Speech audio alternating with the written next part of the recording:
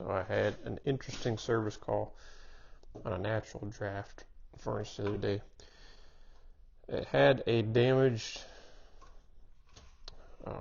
spark igniter wire, so I spliced that, turned it on, and it actually ran okay one time, but then on the second cycle it shut off and I couldn't get it to run again. So what I found was the damaged part of the spark igniter wire was touching right up against the pilot tube here to the gas valve, and it had cracked. It wasn't completely broken like this at the time, but once I pulled it out it fell apart. But I could look in there and it was all cracked, and it wasn't getting enough gas pressure to the end to where the spark igniter would actually ignite the gas and start the furnace. So I replaced the pilot tube, the gas valve, and started it right back up, and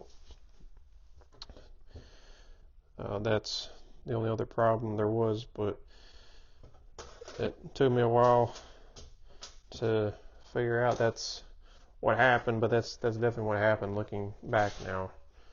So went to the supply house and picked up a pilot tube that came with the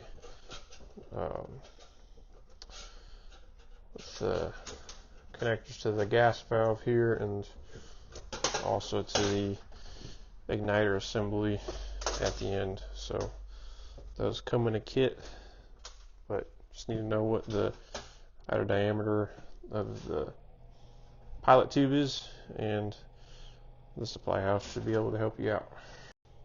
And how I figured out what the outer diameter of the pilot tube was is I actually looked up the part manual for the gas valve, and it will tell you what the outer diameter of the pilot tube is that goes in the gas valve.